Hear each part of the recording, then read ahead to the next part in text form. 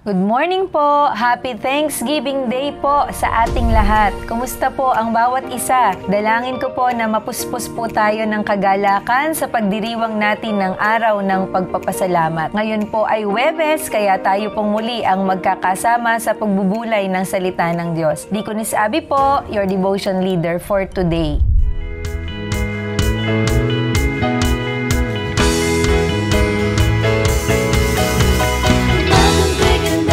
Jesus ang kasama, umagang kay ganda si Jesus ang kasama, umagang kay ganda si Jesus ang kasama, kasama na si Jesus ang kasama na.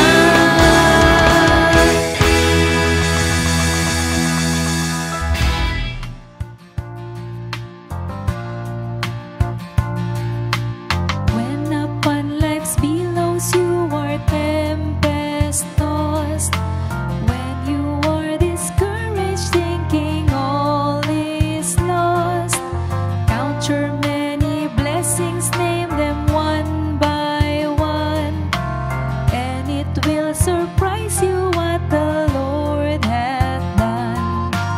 Count your blessings, name them one by one. Count your blessings, see what God hath done. Count your blessings, name them one by one. Count your many blessings, see what God hath done.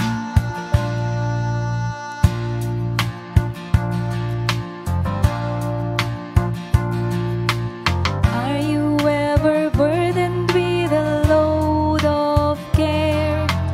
Does the cross seem heavy you are called to bear? Count your many blessings, every doubt will fly, and you will be singing as the days go by. Count your blessings, name them one by one. Count your blessings, see what God hath done. Count your blessings, name them one by one. Count your many blessings, see what God hath done.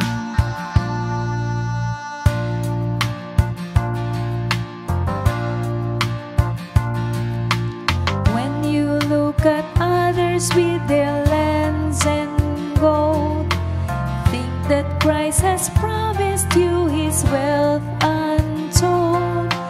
Count your many blessings, money cannot buy your reward in heaven nor your home on high. Count your blessings, name them one by one. Count your blessings, see what God hath done. Count your blessings, name them one by one. Count your many blessings, see what God hath done.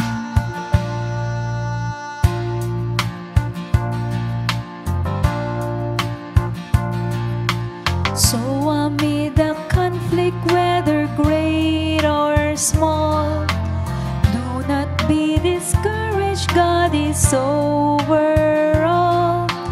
Count your many blessings, angels will attend, help and comfort give you to your journey's end. Count your blessings, name them one by one. Count your blessings, see what God hath done. Count your blessings, name them one by one. Count your many blessings, see what God hath done.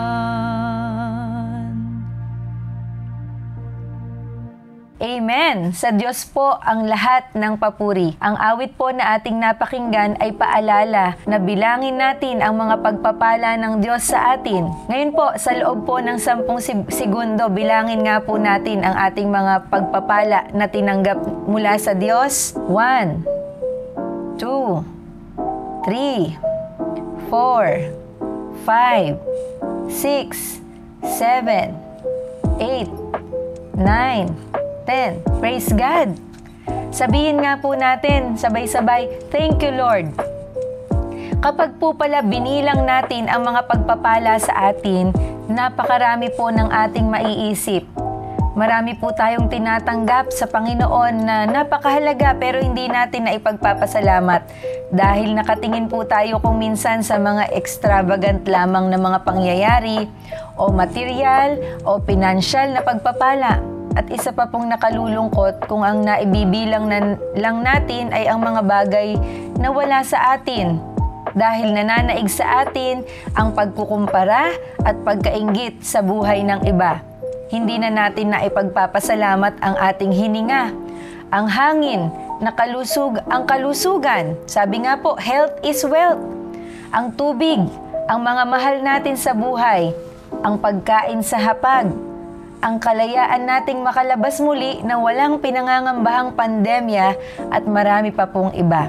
Puro pera o kayamanan ang tuon ng ating pasasalamat. Nais ko pong i-share ang nabasa kong text sa isang unknown author. Sabi po, money will buy a bed but not sleep, books but not brains, food but not appetite, finery but not beauty, a house but not a home, medicine but not health, luxuries but not culture, amusements but not happiness, religion but not salvation, a passport to everywhere but not heaven. Kapahayagan po na hindi lamang material na bagay tayo dapat nakatingin. Sabi po sa ating teksto sa Psalm 103 verses 1 to 5. Praise the Lord, my soul, all my inmost being, praise His holy name.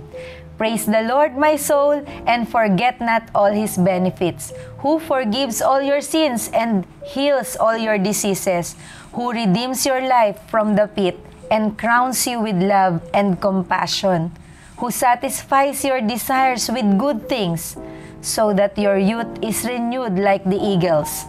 This is the word of God for the people of God. Amen. Bilang mga mananampalataya, nawa maisentro po natin ang ating puso't isipan sa kabutihan ng Diyos upang maibigay natin sa Kanya ang karapat-dapat na pagsamba at pasasalamat. Mapapansin po natin sa ating teksto ay inuutusan ng salmista ang kanyang kaluluwa na papurihan ang Diyos. Pinaalalahanan ang kanyang sarili sa lahat ng ginawa ng Diyos. Wala siyang supplication prayer sa talata, wala rin pong request. Sa halip, concentrated ito sa pagpupuri sa Diyos. Mapapansin natin kung gaano namangha si David sa mga pagpapala ng Diyos sa kanya. Wala pong nabanggit sa talata kung anong tagpo ng buhay ni David ang kanyang pinagpapasalamat. Sa halip, tinitingnan niya ang kanyang buhay kung paano at gaano na siya pinagpala ng Diyos. Binibilang niya ang kanyang mga pagpapala. Hindi siya nagrereklamo tungkol sa kanyang mga suliranin. Sa halip, nakafocus siya sa pagpapala ng Diyos. Nakikita niya kung gaano kabuti ng Diyos at kung gaano siya ka-undeserving sa mga blessings sa Kanya. Kaya sumisibol sa Kanya ang pusong nagpupuri at nagpapasalamat. Pinuri ng salmista sa pamamagitan ng awit ang Diyos. Kung tayo ay may mga problema, nawa piliin pa rin nating magpuri sa Diyos. Sana maawit din natin, count your blessings, name them one by one. Count your blessings, see what God has done. Count your blessings, name them one by one. Count your many blessings and see what God hath done. Sabi ni David, all my inmost being, praise His holy name. Ibig sabihin, purihin po natin ang Diyos sa pamamagitan ng ating mga saloobin, ng ating pagkilos, ng ating pamilya, ng ating mga tinatangkilik, ng ating mga pananalita at gawa, ng ating pakikipagrelasyon, ng ating iglesia, ng ating pong mga anak kung mayroon na po at kung ano pa po ang mayroon tayo.